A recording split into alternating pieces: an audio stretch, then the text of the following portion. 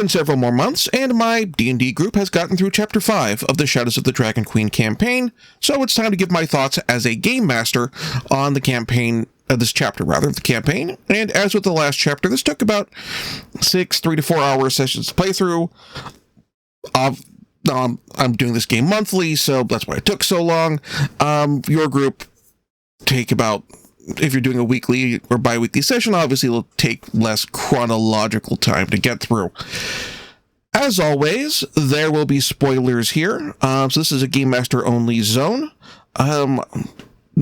Brief heads up for subsequent chapters. It looks like the last 2 remaining chapters of the game will probably pick up some. So I might get those through those. We might get through those faster. We shall see. Our party is made up of Tristan Silverheart, a Aasimar paladin with the Knight of Solamnia background, Iseult de Lorimar, a warlock with the noble background, and Drystan's fiancée, played by Drystan's player's partner. Both of their oaths are to each other, which worked out well in the game. Fletch Seandel, a Quellenesti ranger with the folk hero background, who badly injured a monster that people thought was a dragon thanks to a well-aimed shot, but because he knows it wasn't a dragon that he hit, he's got some imposter syndrome. There's Sibylina, a cleric of Gillian, the god of knowledge, who, because of her god's portfolio, was able to be in a community that didn't really get that hostile when the cataclysm happened. And then 2 sidekick characters, Rig Roundrook and Temple, a dwarven cleric and Kender druid, respectively. Now, I am running this game using the Foundry virtual tabletop, as our players are fairly geographically spread out, which comes with its own challenges, which I'll discuss over the course of the video as they come up, along with some of the complications of our monthly schedule and how that impacts running this particular adventure. Last chapter, the party had traveled to the city of Kalaman, which was mainly under the control of the Solamnic Knights, in addition to a civilian town council. There, they'd taken several missions for them to work against the encroaching forces of the Red Dragon Army. However, while the army of Kalaman was out engaging the forces of the Red Dragon Army in direct battle, under the misguided direction of Lord Bakaris, Lord Soth, along with his lieutenant Caradoc, infiltrated the castle, murdered the town governor's council, and had retrieved some of the energies of the cataclysm that had been kept in the catacombs underneath the city. Soth then rejoined the Red Dragon Army and headed north, going towards the City of Lost Names, a formerly flying city built by the King Priest of Ishtar.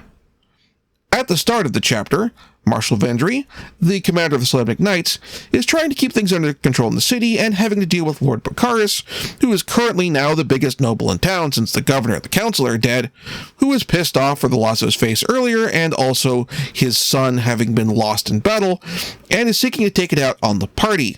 So Vendry sends the party with a small force of troops along with their ally, Darrett, with basically a mission to find Soth and, in turn, the City of Lost Names, and stop Soth from doing whatever the heck he's trying to do, because it'd probably be bad. This leads to the main thrust of the chapter, exploring the northern wastes, searching for clues to the location of the City of Lost Names. Helping them out is the Tinker Gnome Rukeldust, who the party helped out in the previous chapter, and who supplies the party with the Fargab, one for the party itself and another for the main body of the army. Now, the Fargab is basically meant to serve as something like a World War II field radio, a magical means of communication that the party can use to scout ahead and find routes for the army, and then to fall back to their encampment for healing and resupply as needed. This helps lead to the main structure of the chapter, or the intended one at least. The party wanders around looking for clues, running into random encounters to the larger map, while various characters that they encounter along the way and clues they find at other locations guide them to further locations down the line. This is particularly needed because, in terms of the guiding, because the area is hit with semi-sporadic flooding, so finding areas that stay above longer for long enough to troops to get through is a must. The rising and lowering water will also in turn impact the encounters that the characters will have across the wasteland. The first three locations that the characters supplied are given to them by Dalamar, who is the second moderate to big name in Dragonlance to pop up on this adventure after Lord Soth. He supplies the party with 3 locations that could have possible clues to either the location of the City of Lost Names or to the intentions of the Red Dragon Army. Now, as mentioned earlier, my game is monthly, so I structured this more as a point crawl rather than a proper hex crawl, as that way we could generally get through one plot advance, or at least one major location per session, rather than potentially spending a month of real time going from point A to point B and having to wait to explore. That said, I did use a plugin for Foundry to work with a hex crawl map, including revealing and hiding squares as needed to convey the sense, or hexes rather, to convey the sense of players getting information revealed to them as they traveled across the map. Worked out nicely and got a good reaction from the players. I will make sure to find that and put a link in the show notes for that plugin that I used. This was helped by the first location the party went to being the Blue Phoenix Shrine, a Dumernesty, or Sea Elf, holy site. We arrived and learned that their leading shaman, among others their number, were taken by the Red Dragon Army. In addition to asking for, or offering our help in retrieving them, I should say, Fletch was able to help them complete their ritual pilgrimage as he is a follower of the same god, Habakkuk. This area is interesting because if the player characters act like reasonable people, rather than imperialist murder hobos, then you can get through here quite quickly without any combat, and while you don't get any cash, you do get a huge boon for this chapter. A double movement rate across this entire area of the map. Normally, this area counts as difficult terrain in terms of overland movement, so your rate is basically halved. It no longer counts as difficult if you get this boon. This ended up reducing a lot of encounters the party could have run into, because I was doing rolls for survival to see if there was a random encounter per day. I'm still rolled for encounters, but if the journey took more than a single day in daytime, during game time, then that's when I roll it, as opposed to, oh, the party was going to get to the location by the end of their day. Even if they were planning to, okay, we're going to rest a night before we actually enter, that I figured that was a reasonable way to go. And so this counted a lot for the group. The other 2 dungeons are indeed proper dungeons.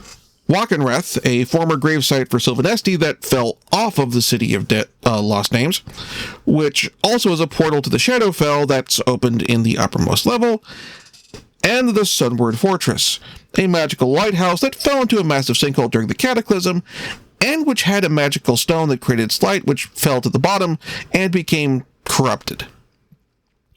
Both of these required a little tweaking. The Walkenreth map has for starters, an open area of the dungeon partway through where a stairwell had collapsed, requiring the player characters to ascend through a large opening in the ceiling.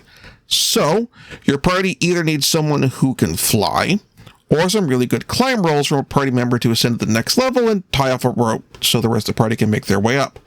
If they can't climb it, or they can't fly, you can't proceed. What I ended up doing as plan A was, rather than having a hard and fast target number for the characters to climb the wall, or having them just fail a bunch and either not be able to progress, which would frustrate the players and be no whole giant bunch of no fun, or fudging the target number to something perhaps too low, which reduces the sense of like, oh, this was a difficult obstacle to overcome. I instead had the character who volunteered to go up, in this case Fletch, just make a blanket athletics or acrobatics check, whichever was higher, and used the result, compared that to like a target number chart, the rankings of target numbers, to determine how long it would take them to climb the wall. Roll low, either you're spending a long time, you're having difficulty finding handholds, that sort of thing. Roll high, you just scamper up the wall like a human spider. But not actually looking like a spider, because that'd be creepy. Basically, what I was doing here was taking an example from how levels of success can work from other role-playing games like Call of Cthulhu, for example, or from Gumshoe, and carrying that over to Dungeons and Dragons, which, by the way, DMs who have only particularly looked at the D&D rules, this is a good reason to, if you're only ever playing Dungeons & Dragons for your group, to still read other RPGs. Look at their game mechanics. Look how their dice resolution and skill resolution stuff works, and look for concepts to just yoink out of there to apply to your own game. The party also ended up coming up with a plan B, which was while Fletch was climbing up, Assault's Familiar, which could fly, also flew up with the end of the rope so that Fletch could tie it off at the top. Because Familiar's a cat, or Sphinx of Wonder, this degree of, like, we're not going to trust the cat to, tie a safe knot. The Sunward Fortress had a couple fun things, one of which needed tweaking, and the other the party could have run into, but managed to avoid.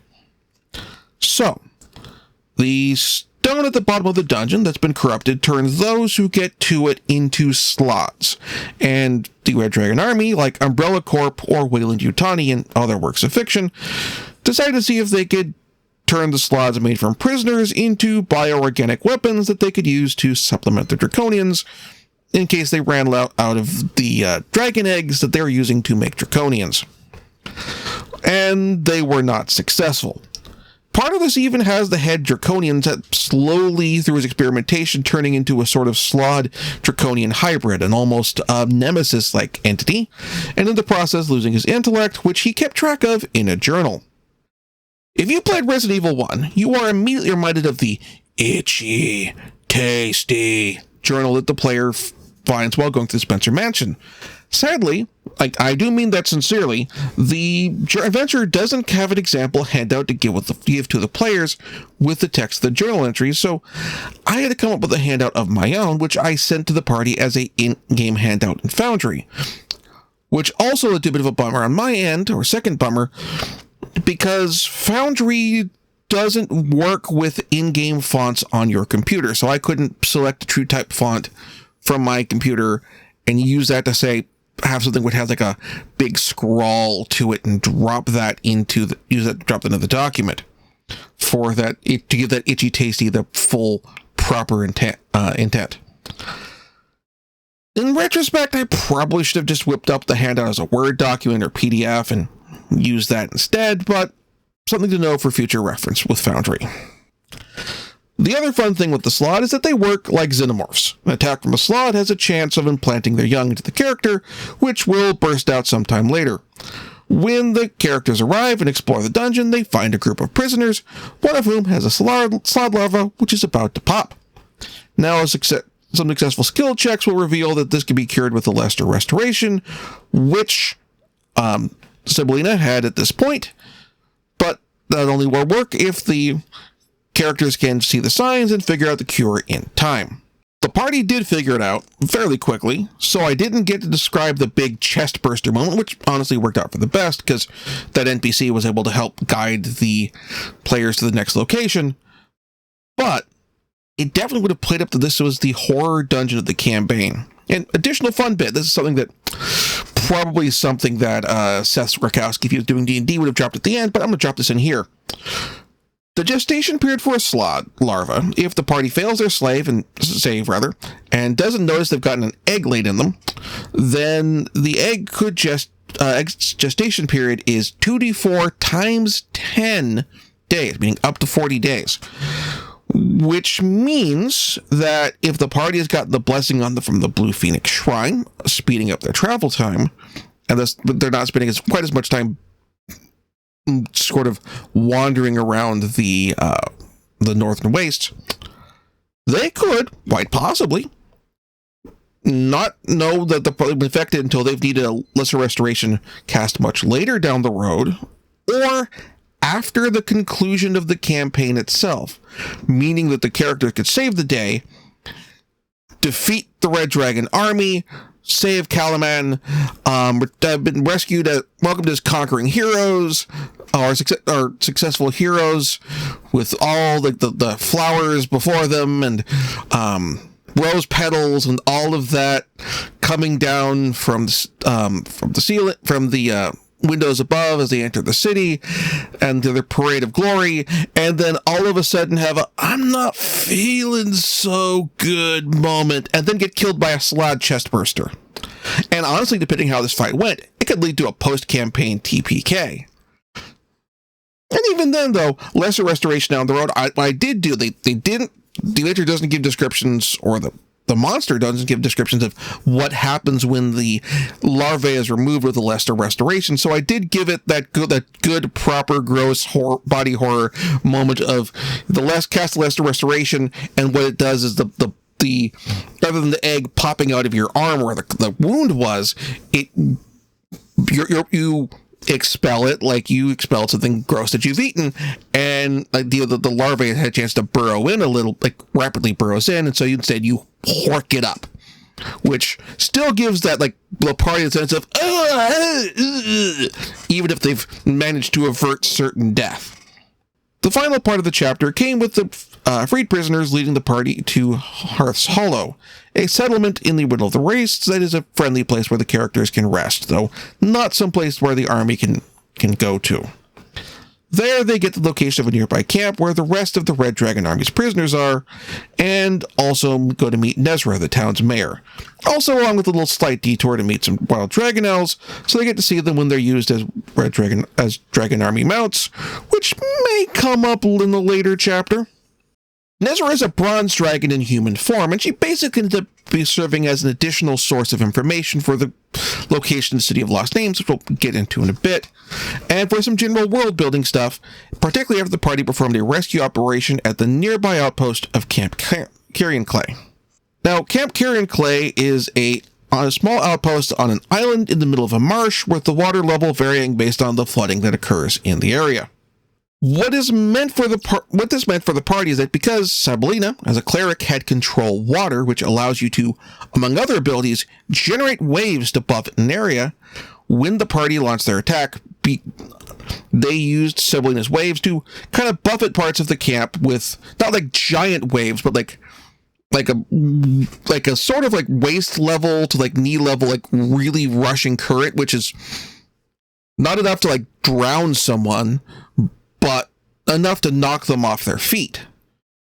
And which ultimately meant is that because the soldiers and even some Draconians in question weren't doing well on didn't do well on their saves, this ended up giving the party the equivalent of basically several straight surprise rounds.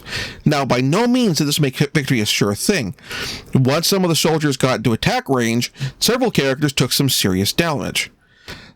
That said, having the surprise round, this basically extended surprise round, and a careful use of a charm monster on a captured boulette that the Red Dragon Army had, which, as written in the adventure, has been, this is something that potentially could go after both sides, but with a charm monster, meant that the boulette was fighting on the party's side, allowed the player characters to clear out the garrison, rescue the prisoners, and get the bronze dragon egg the commander had in his tent, and get out before reinforcements in the form of a bronze dragon arrived. Or was it bronze black dragon? And in turn meant they were a safe distance away when the black dragon found out that the bronze dragon egg had been stolen, and screamed out that the thieves were going to pay. So in short, with this fight, if the party doesn't take some time to put together a plan, or they do and get hit with absolutely serious dice slice, they will get their shit rocked. If not wiped by the garrison.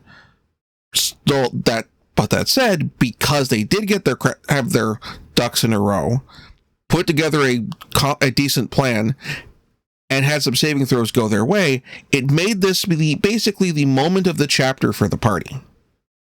From here, we get to the big set-piece battle of the chapter, with the party getting information on how to get into the mountain where the city crashed from Nezra, along with some information from Dalamar as well, plus info on where the Red Dragon Army's encampment outside of the mountain is from her and the army's own scouts. If you're playing with the Dragonlance wargame, this is the part where the players play a scenario on the outside of the mountain with their army launching a diversionary attack on the Red Dragon Army encampment. And if you don't, like we do, you play the party sneaking up to the stables that were built in front of the crack in the mountain, while the majority of troops present are drawn off by the attack. This was, of the these slice of big pitched battle fights, or because that's what describe as the set piece battles, as opposed to the encounter at the Camp Kieran Calais.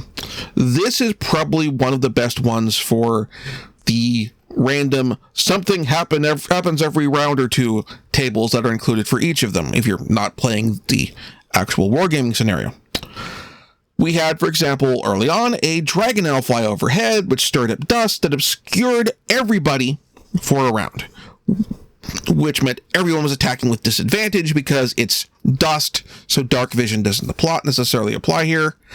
And then after the dust settles, 2 soldiers came in to investigate the commotion, or who were signaled to come over and help by the rider of the dragon owl.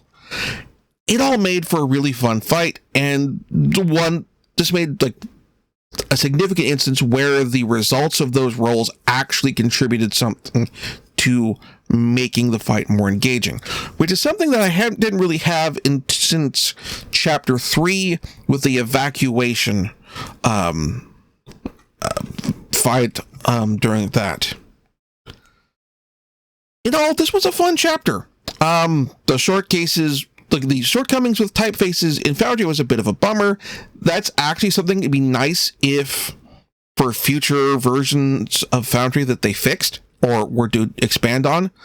Having the ability to fiddle around with typefaces and thus kind of create proper handouts in Foundry using markup or other such things, rather than having to whip them up as a PDF and then send them out that way, would be a very nice thing to have. And but because we don't have that, until we do, this is something I have to keep in mind for Call of Cthulhu or any other games that have heavy handout usage in the future, in terms of how to convey that information rather than using trying to put it in the actual game itself. Either that or maybe possibly put it as an image, something.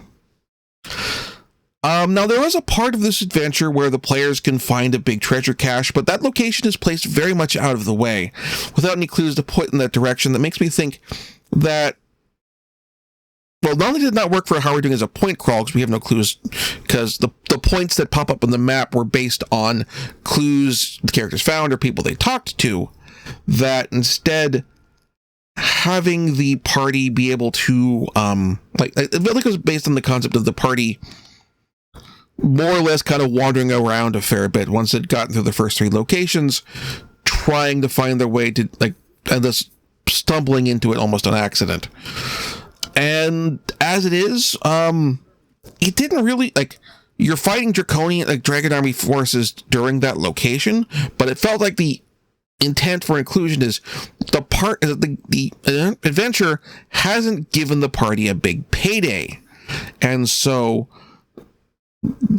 players who are like, man, it'd be nice to have some cash, even though we haven't really had a lot of chance to spend it, gives a chance to satisfy that itch of, okay, here you go. Here's a giant chunk of change. You're good. You're set.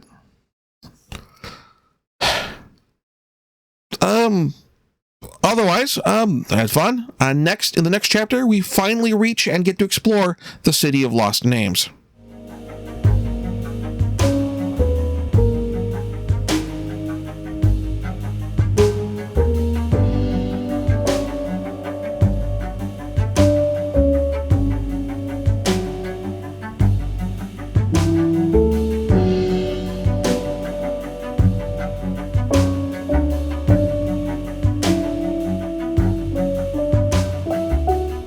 Thank you very much for watching. If you enjoyed the show, please like and subscribe, and also consider backing my Patreon. Patreon backers get episodes up to 1 week early of this show and any future Let's Plays. Also, please consider backing my Ko-fi.